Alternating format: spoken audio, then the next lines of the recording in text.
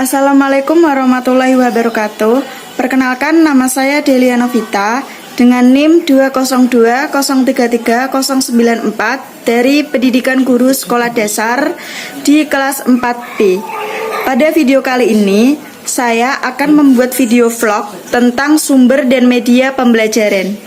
Ada yang sudah tahu apa itu sumber, apa itu media? Nah, kali ini saya akan membahas secara singkat dari awal tentang sumber.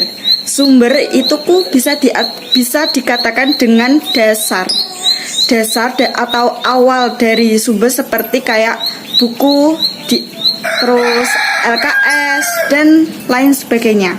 Sementara media itu alat atau perantara, seperti kayak handphone, terus video grafik, terus ada yang lain sebagainya. Nah, itu tadi adalah secara singkat tentang sumber dan media itu sendiri. Nah, sekarang kalian boleh simak video penjelasan lebih detail dari saya. Mari kita simak videonya.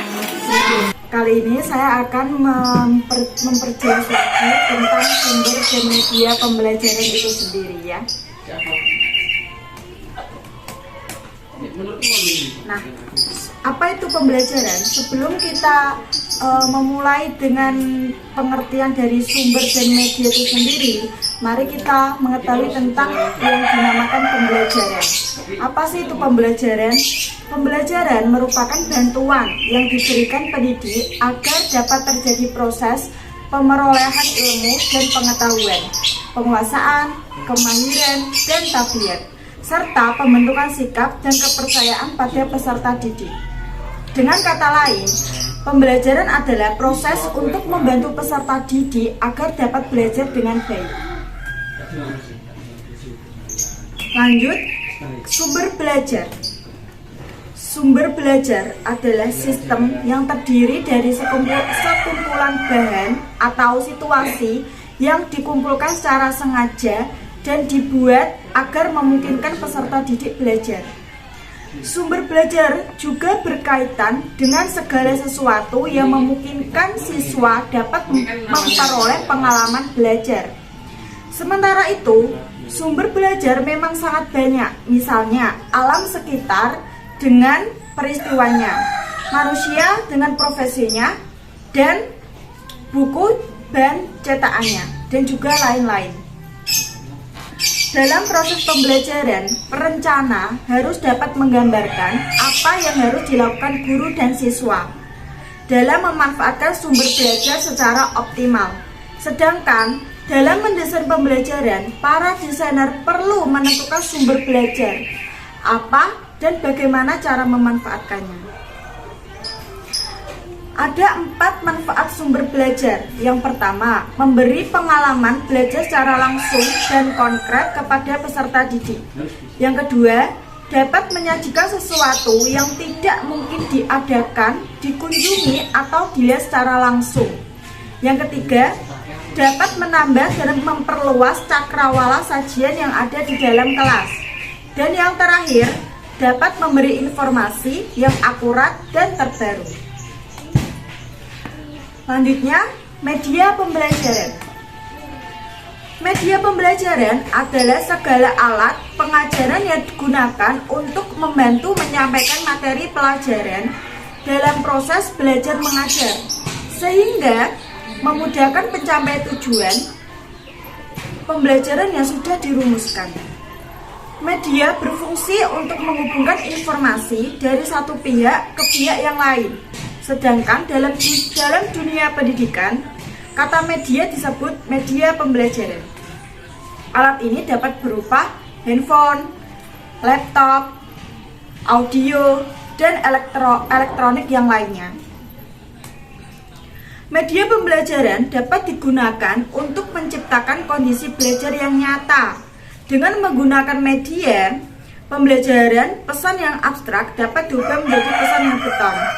Media pembelajaran dapat meningkatkan proses dan hasil pengajaran adalah tentang cara berpikir siswa.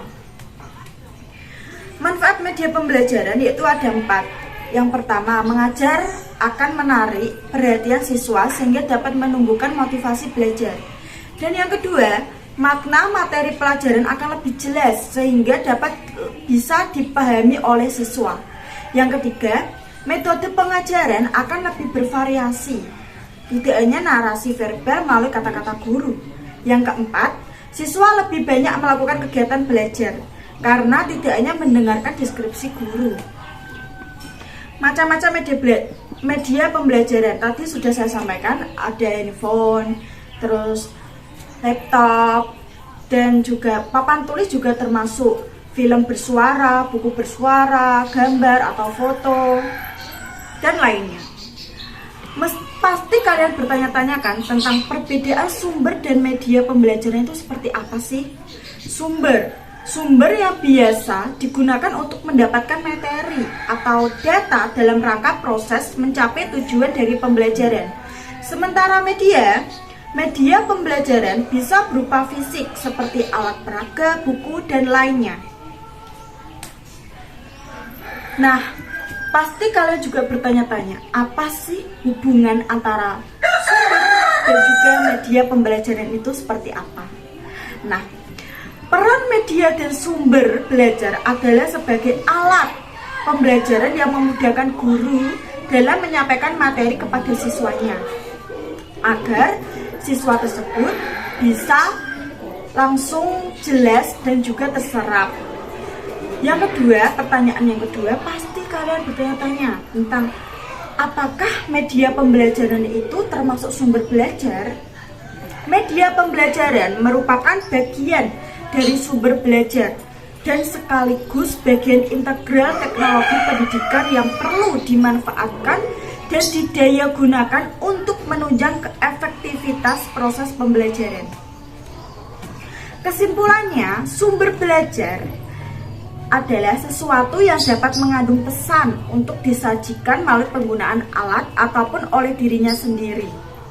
Sementara media pembelajaran merupakan wadah dari pesan materi yang ingin disampaikan, atau seperti halnya sumber itu adalah dasar atau intinya dan media adalah perantaranya.